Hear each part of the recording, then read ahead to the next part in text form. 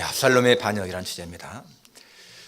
사람은 누구에게나 강점이 있고 약점이 있습니다. 선한 면이 있는가 하면은 또 악한 면도 있고, 장점이 있는가 하면은 또 단점도 있게 마련입니다. 그러니까 장점만 있는 사람이 없고요, 또 약점만 있는 사람이 없습니다. 한 가지가 뭔가 잘하는 게 있으면은 뭔가 부족한 게 있는 것을 알 수가 있습니다. 우리가 다윗을 보게 되면은 정말 다윗에게는 좋은 장점이 많지 않습니까? 하나님을 신뢰하는 그 모습, 전적으로 하나님을 의지하는 그런 믿음, 그런 걸 보게 되면은 다윗에게서는 정말 좋은 장점이 많습니다. 하나님과의 관계에서 참 장점이 많습니다. 그런데 이 가정적으로 보게 되면은 이 자녀들을 교육하는 그런 것은 굉장히 약한 것을 볼 수가 있어요. 다윗의 가정에서 우리가 행복을 누릴 수 있을까? 다윗은 가정적으로 볼 적에는 별로 행복하지 않은 것 같습니다. 한국으로 오늘 4일 새벽에 우리 한국에 정말 유명했던 배우 신성일 씨가 사망했어요. 폐암으로.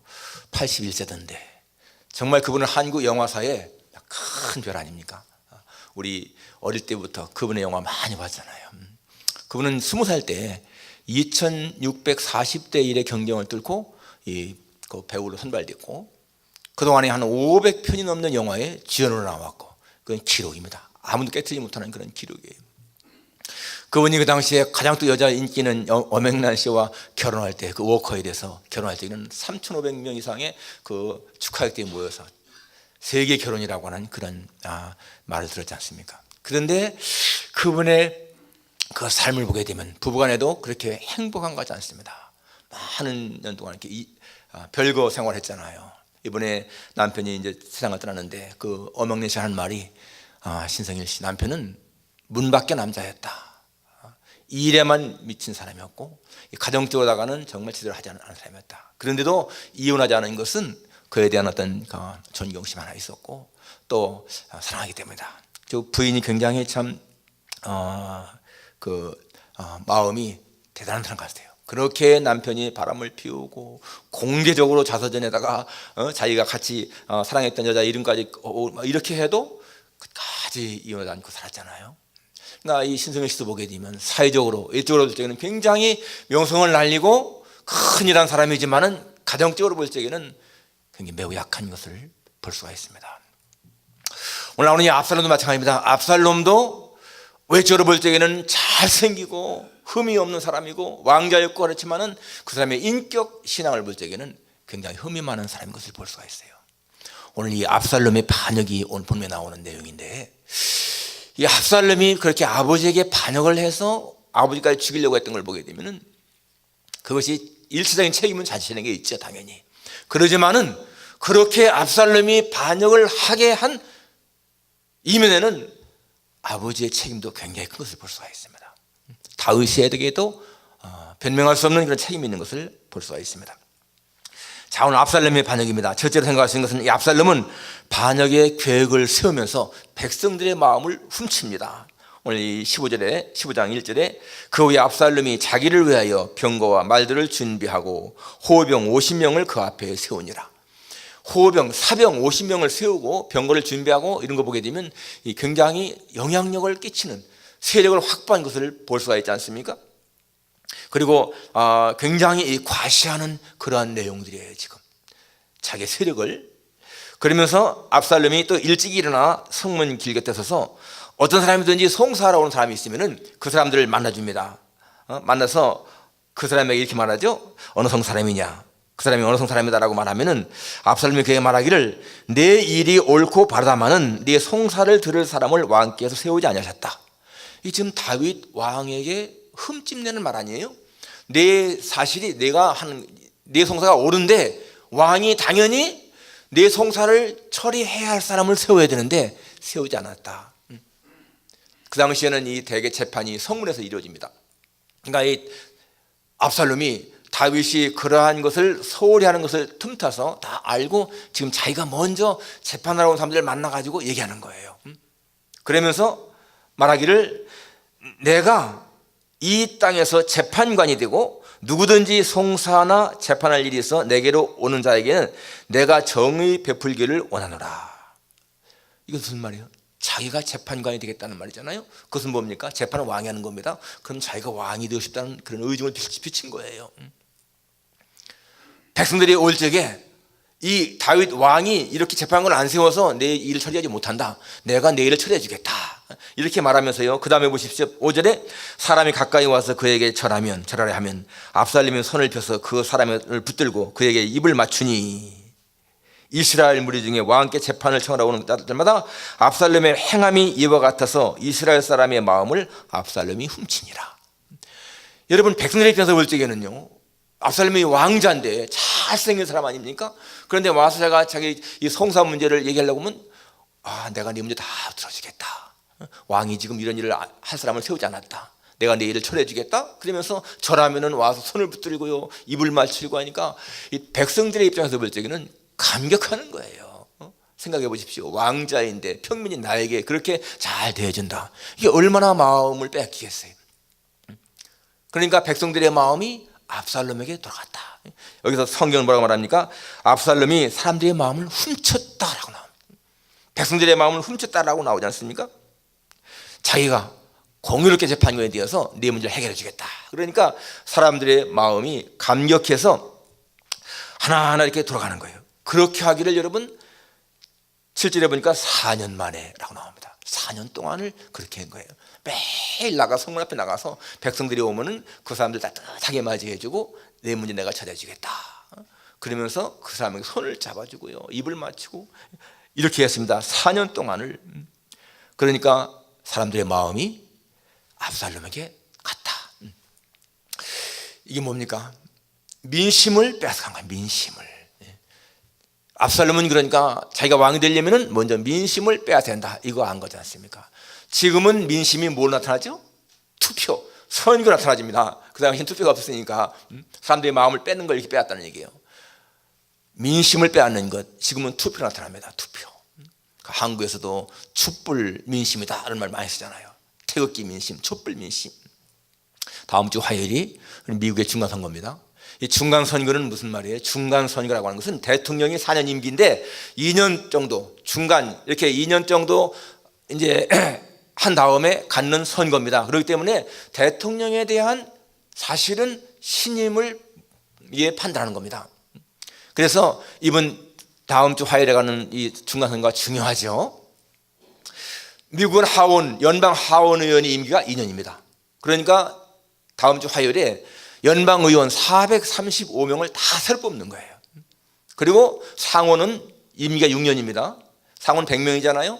100명에서 3분의 1, 6년이니까 2년마다 하니까 3분의 1을 다시 뽑습니다. 35명을 뽑습니다. 이번 내일 화요일에.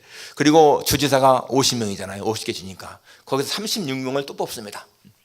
거기에서 얼마나 공화당이 또는 민주당이 되느냐, 이게 이제 좌우하는 거예요.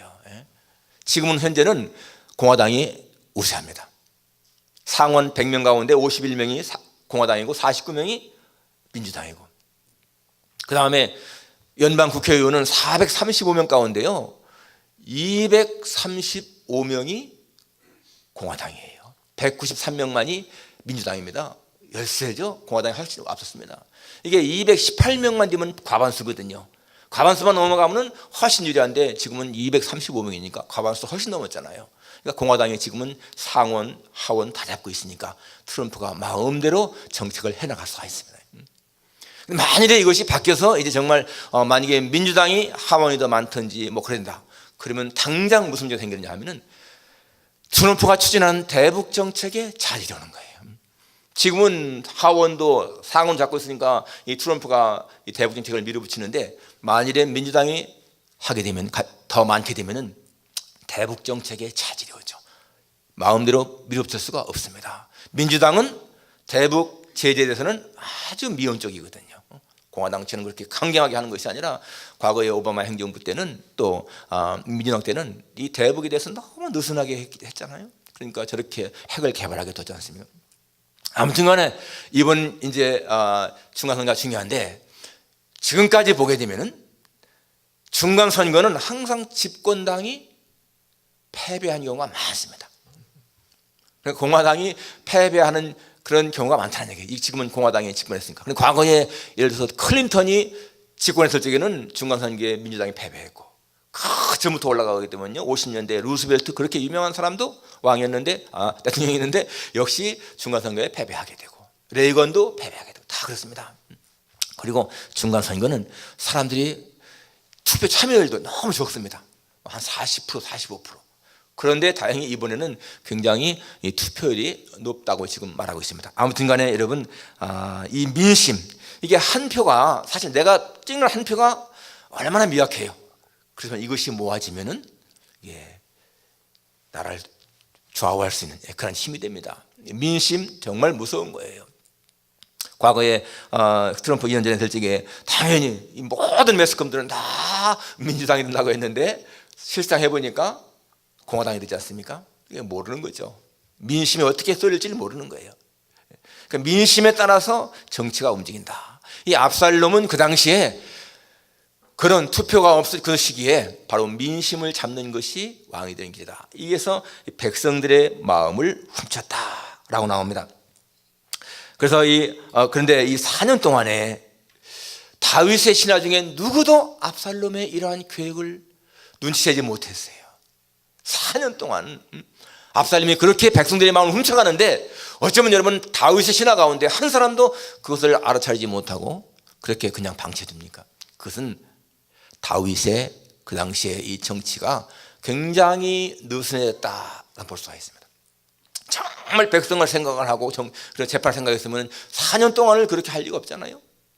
그만큼 이 백성들의 마음이 다윗에게 떠나가는 동안에 그것을 알차리지 못했다. 정보전에 약한 거죠, 사실. 그러니까 정치는 정보가 정말 중요합니다. 그러한 틈을 이 압살롬이 파고들어서 백성들의 마음을 뺏어간 거예요. 여러분, 우리가 주님을 향한 마음이 뜨거울 때, 열심히 있을 적에는요, 사탄이 우리의 마음을 틈타지 못해요. 파고들지 못합니다. 그런데 우리의 신앙이 식어지고 뭔가 의심이 생기게 되고 느슨해지게 되면은 여러분, 사탄은요 우리의 마음을 파고들어서 신앙을 약화시키죠. 중요한 것을 볼 수가 있습니다. 두 번째는 이 압살롬이 이제 헤브론에서 반역을 실행합니다. 7절 이하에 보면 4년 만에 압살롬이 왕께 아뢰되 하면서 왕에게 말합니다. 내가 서원한 것이 있습니다. 저 헤브론에 가서 내가 서원을 갚아야 되겠습니다. 가서 제사해야 되겠습니다. 그렇게 말합니다. 그러니까 다윗이 그냥 허락을 해요. 여러분, 왜 압살롬이 하필 헤브론에 가겠다고 말했을까요? 이 헤브론이 어떠한 지역일까? 헤브론은 유다 지파의 중심 도시입니다. 유다 지파는 이스라엘 12지파의 가장 세력이 큰 지파 아니겠습니까? 바로 거기에서 과거에 다윗이 왕이 됐습니다. 그래서 7년 반 동안을 다스렸잖아요. 거긴 더군다나 아브라함과 이삭과 야곱, 무슨 또 사라, 이런 조상들의 무덤이 있는 막벨라 굴이 있는 곳이 헤브론이에요. 성소가 있습니다. 그러니까 이 압살롬이 거기에 가서 제사 드리겠다, 소원 갚겠다. 근데 사실 그 소원 갚는 것은 거짓이죠. 거짓. 압살롬이 판단했을 적에 이 헤브론만큼 그렇게 반역을 하기 좋은 장소가 없는 겁니다. 거기서 백성들을 다 규합할 수 있고요, 사람들을 이렇게 모을 수 있는 그 장소가 가장 좋기 때문에, 반역 장소로 가장 좋기 때문에 택한 거예요. 그래서 다윗이 허락하니까 이 압살롬이 정탐을 이스라엘 각지로 보내면서 말하기를, 나파스가 나면은 압살롬이 헤브론에서 왕이 됐다라고 외치라라고 이렇게 알려줍니다. 그리고 그때 청함을 받은 200명이 압살롬과 함께 예루살렘부터 헤브론에 내려갔으니 그들은 압살롬이 꾸민 모든 것을 알지 못하고 그저 따라가기만 한 사람들이더라. 중요한 말이에요. 200명, 이 사람들 보통 사람들이 아닙니다. 다 국가의 어떠한 세력을 갖고 있는 사람들이에요. 그런 사람들, 관료들이죠. 200명을 초청한 거예요. 지금으로 말하면은 장차관, 무슨 국회의원, 또는 무슨 정보 기관의 어떤 우두머리들, 군인 장성들, 이러한 사람들 200명이니까 대단한 거 아니겠습니까? 그러한 사람들을, 자, 내가 지금 헤브론에 가서 제사하는데 같이 가십시다. 그렇게 한 겁니다. 이 사람들은 압살롬이 무슨 일을 꾸미는지도 알지 못한 채 그냥 따라간다고 했어요. 성경에 보니까. 그럼 어떻게 됐습니까? 거기서 이제 반란을 딱 일으키게 되면은 이 사람들은 자기들 의도와는 전혀 상관없이 반역자가 되는 거예요.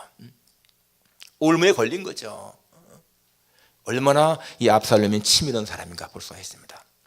사실 수많은 사람들이 자기의 의도와 상관없이 이러한 줄 잘못 쓰는 바람에 망한 사람들이 얼마나 많은지 모르죠. 지난번에 터키에 구태타 생겼을 때 여러분 수천 명이 죽지 않았어요? 그런 사람들 다 의도도 모른 채 그냥 따라간 거예요. 줄 잘못 써가지고. 거기다가 오늘 누가 나옵니까?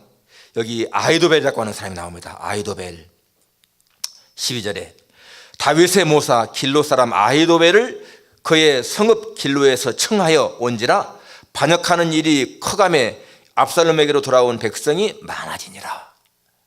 이 아히도벨이라고 하는 사람은 다윗의 모사였습니다. 모사가 뭐예요? 참모란 말이에요. 참모. 삼국지에 나오는 유비의 모사가 누굽니까? 제갈공명이잖아요. 제갈공명. 제갈량이 없으면 유비가 그렇게 일을 못했을 거예요. 그렇게 아주 유능한 모사가 아히도벨인데 이 사람마저 압살롬이 포섭한 거예요. 이 아히도벨은 다윗과 생사를 고라 같이 한 사람입니다. 평생을. 그런 사람인데 이 아히도벨마저 이 압살롬에게 와서 같이 반역에 이릅니다. 그러니까 백성들이 볼 때에는 야, 저 아히도벨까지도 압살롬 편이구나. 그러니까 더 많이 모여드는 거예요. 당연히. 그리고 어떤 면에서 볼 때에는 사실 백성들의 입장에서 볼 때에는 이 압살롬이 뭐 아버지에게 반역한다라고 생각하지 못했을지도 모릅니다. 왜냐하면 압살롬은 그 당시에 왕 후계자 1순위예요. 1순위. 큰 아들 암논은 죽었죠. 둘째 아들 데니엘인가요? 그 사람은 병 들어서 일찍 죽은 것 같아요. 성경에 안 나옵니다. 그러니까 세 번째 압살롬이니까 당연히 왕 후계자 1순위니까 당연히 왕이 되는 건 뭐 기정사실이다. 그러니까 거부감이 별로 없었던 것 같습니다. 그러니까 많은 사람들이 모여들었다라고 하는 것이죠. 그러니까 지금 압살롬을 추종하는 사람들 보면은 전부 다가 다윗을 지지했던 사람들입니다. 그 사람들이 지금 압살롬을 지지하는 거예요. 그런데 여러분, 이 압살롬을 한번 보십시다. 이 압살롬이 어떤 사람인가? 그는 외모는 뛰어난 사람이지만은 그의 인격과 신앙을 보십시오. 하나님을 경외할 줄 모르는 사람인 거예요. 그 하나님에 대한 신앙이 없습니다. 그의 어머니가 누굽니까? 마아가인데 이 마아가는 이방 사람 구슬 왕 달메의 딸이라고 나옵니다. 다윗에게 아내가 많이 있는데 이렇게 이방 여자는 별로 드물어요. 그런데 이 여자가 바로 이 압살롬의 어머니가 이방 여자입니다. 그 여자는 이방 사람들 대개 다 우상을 숭배하지 않습니까? 그러니까 시집 올 때까지 다 우상을 숭배한 사람이고 와서도 별로 그렇게 신앙이 없는 사람이고, 그러니까 이 압살롬은 성장하면서 여호와 신앙을 배울 기회가 없었던 거죠. 다윗이 가르쳤겠습니까? 그렇지 않죠. 더군다나 암논을 죽이고 자기 애가 집에 가서 3년 동안 있을 적에, 피신했을 적에, 그 외할아버지가 집에 갔을 적에 거기서 계속 우상을 숭배하는 사람이 틀림없습니다. 그러니까 이 압살롬은 사실 신앙 교육을 받은 적이 없어요. 하나님에 대한 경외심도 없고 하나님을 두려워하지 않고. 그러니까 여러분 보십시오. 율법에 십계명에 나오는 걸 다 어기잖아요. 네 부모를 공경하라 했는데 부모님을 갖다가 아버지 죽이려고 반역을 일으키니까 부모 공경도 없어지는 거잖아요. 도둑질하지 말라 했는데 백성들의 마음을 훔치지 않습니까? 거짓 증거하지 말라 십계명이 나오는데 거짓 증거, 거짓말, 백성들에게 거짓말을 통해서 마음을 빼앗지 않습니까? 나와 당신 섬기지 말라 제1계명 전혀 안 지키죠.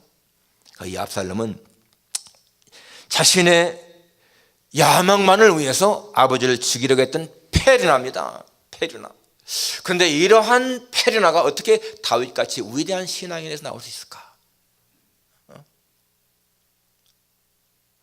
어떻게 다윗같이 신실한 사람에게서 이렇게 페르나가 나올 수 있을까? 여러분, 그런 걸 생각하면서 우리의 자녀들이 하나님을 경외한다면요, 진짜 하나님의 은혜인 거예요. 감사해야 돼. 다윗의 가정보다 우리들의 가정이 훨씬 더 행복합니다. 가정적으로 볼 적에는.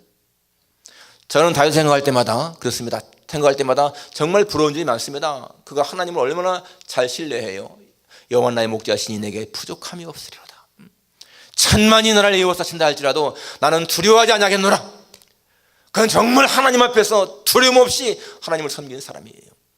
그런데 가정을 들여다보게 되면 너무나 불행하고 연민을 느끼는 그런 사람입니다. 자, 압살롬이 이렇게 세력이 커지자 마침내 예루살렘을 공격하게 되죠. 이제 자기 아버지를 향해서 칼을 겨누는 거예요. 마지막 세 번째로 다윗이 급히 이제 피난을 떠납니다.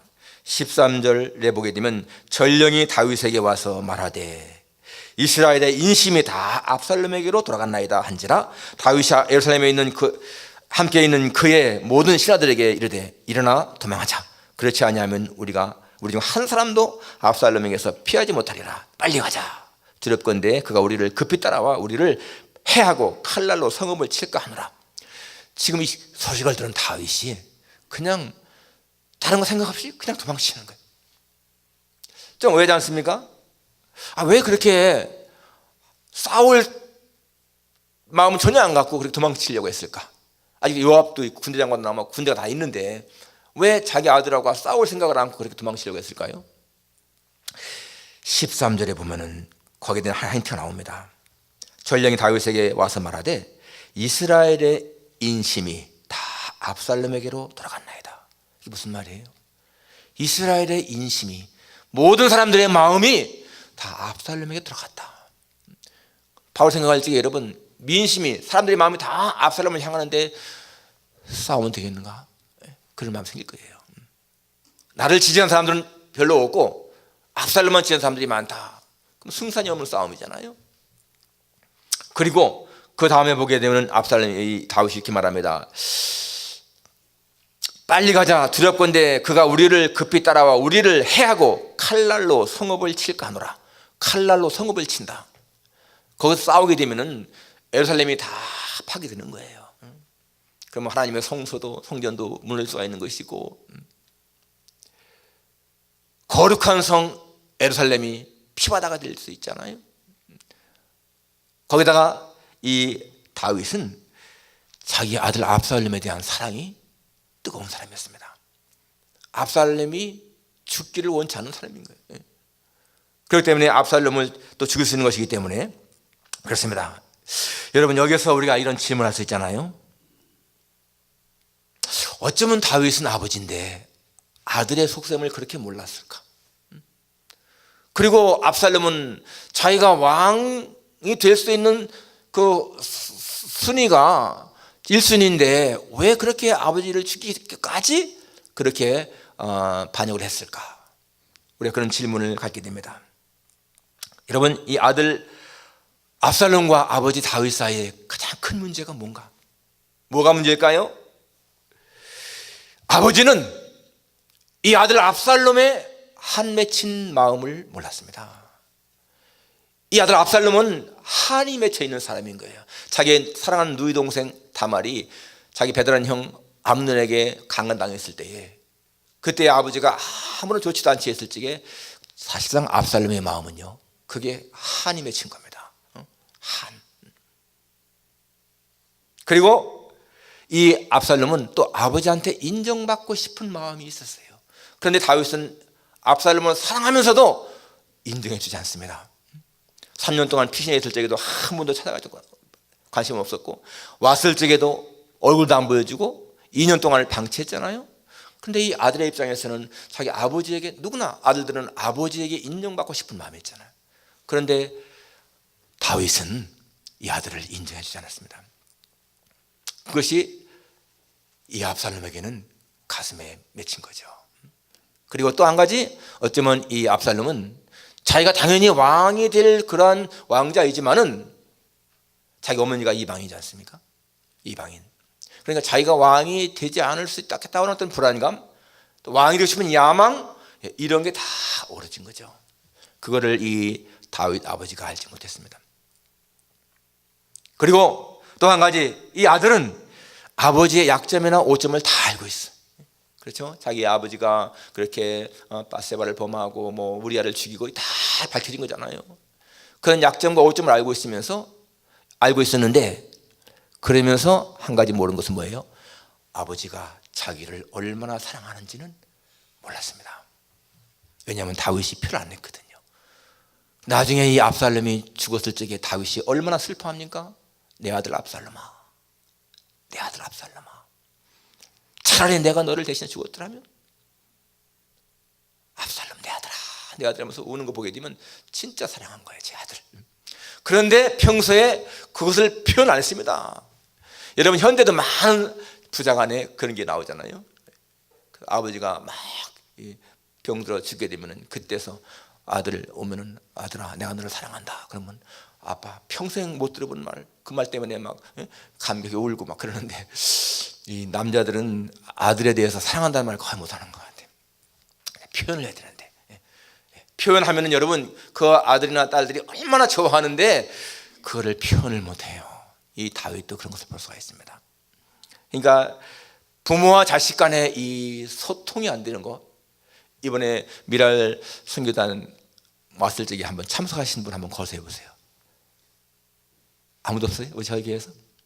야, 끔찍한 문제네 이거. 한 7, 800이 모였다는데 어떻게 그렇게 소통, 이번에 주제가 소통이지 않습니까? 소통. 정말 그분 강의 잘해요. 소통. 저도 그 소통에 대해서 들었는데 너무너무 잘합니다. 이 소통이 안 되기 때문에 진짜 문제인 거죠.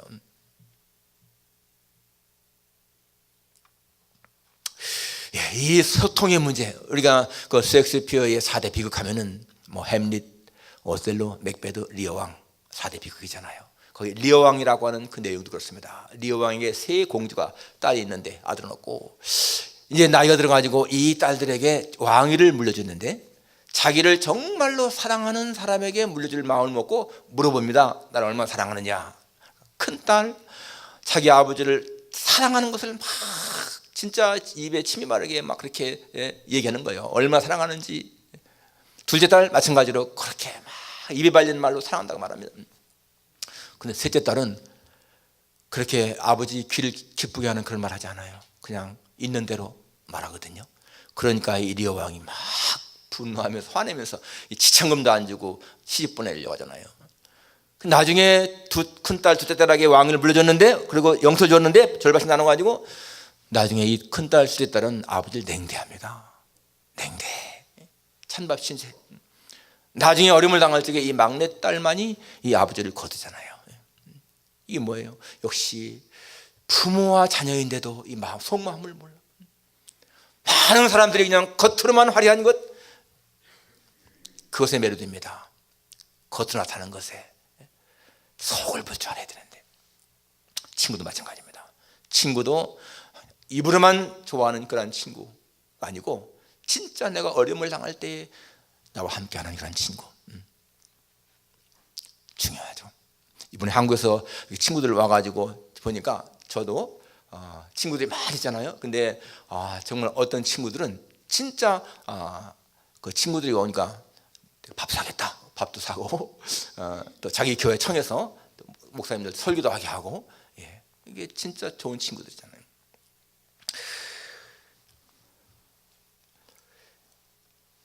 우리가 자식들과의 이 소통이 안 되면은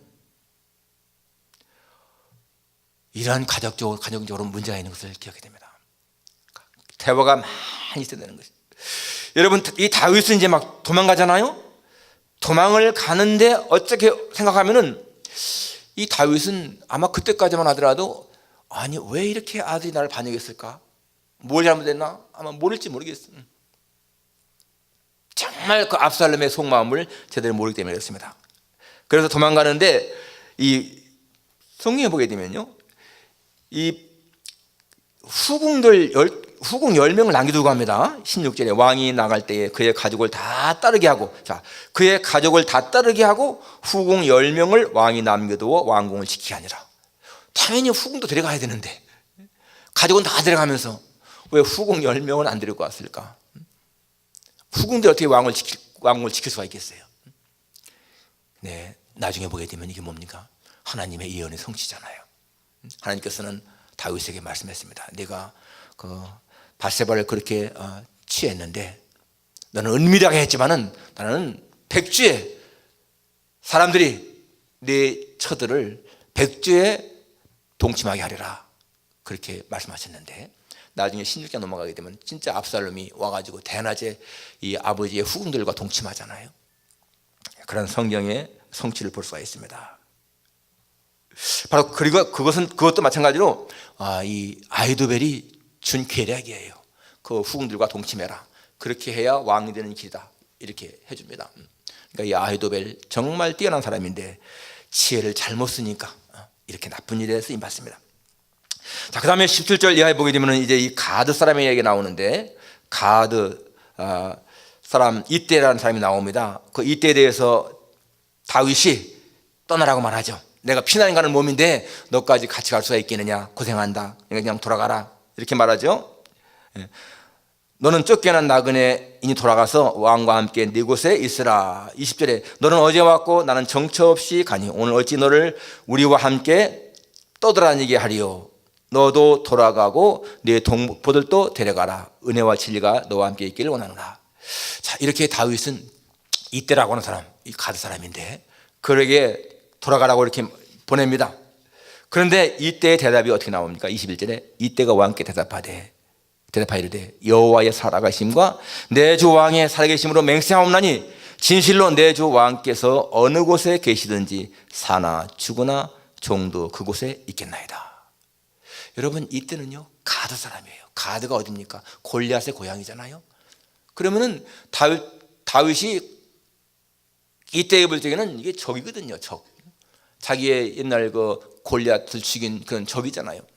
그런데 이 다윗이 가드에 머물 때 따라왔던 그런 사람입니다. 자, 그러면서 이때는 맹세하면서 안 떠나겠다, 같이 있겠다. 아이러니한 일 아닙니까? 자기의 아들은 자기 배에서 난 아들은 자기를 죽이려고 하는데 적군이었던 이때는 오히려 자기를 위해서 목숨까지 버리겠다고 하는 그런 것을 보십시오. 나중에 이때는 정말 이 다윗의 휘하의 사령관이 되어서 세 사람 중에 하나가 되어서 이 압살롬의 반역을 진압하고 나중에 다윗의 충성스러운 부하가 되죠. 여러분, 이때는요 자신의 이해관계를 초월해서 일사각오로 생사를 초월해서 이 다윗을 따르겠다고 말합니다. 이때 여기서 우리가 발견할 수 있는 것이 바로 예수님을 따르는 사람들의 모습인 거예요. 예수님 말씀이 뭐라고 했습니까? 누구든지 나를 따르거든 자기를 부인하고 자기 십자가를 지고 나를 따르라. 바로 이때가 바로 그러한 모습을 보여줍니다.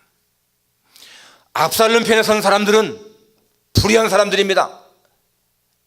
아히도벨 불의한 사람입니다. 그런데 다윗 편에 선 사람은 의로운 사람이에요. 왜 그렇습니까? 하나님이 다윗 편이기 때문에. 다윗이 모든 것이 좋아서가 아니고 잘나서가 아니고 하나님이 다윗과 함께 했기 때문에 여러분 다윗 편에 선 사람은 의로운 사람인 것이고요, 이 압살롬 편에 선 사람은 불의한 사람이에요. 우리가 어디에 줄을 서느냐 너무너무 중요합니다. 내가 누구를 따라가느냐. 오늘 여러분이 본문에서 우리가 배울 수 있는 것이 무엇입니까? 가슴 속에 한이 있는 사람은 무서운 사람이다. 그 사람은 자기도 파멸하고 자기 주변의 사람도 파멸시킨다. 이 압살롬이 자기만 망한 것이 아니잖아요. 자기 주변에 있는 사람도 다 망하게 했습니다. 나중에 아히도벨도 자살하잖아요. 그러니까 가슴에 한이 있는 사람, 복수심에 불타는 사람 곁에 있으면 안 되는 거예요. 그리고 기회주의자가 항상 있게 마련입니다. 기회주의자. 이 아히도벨 같이 그렇게 기회주의자가 있기 마련입니다. 일제시대에 일제의 앞잡이 된 사람들, 6.25 때 공산주의 앞잡이 된 사람들, 항상 기회주의자들은 어디나 있습니다. 그런가 하면은 이때같이 이렇게 충성스러운 사람도 있다라는 것입니다.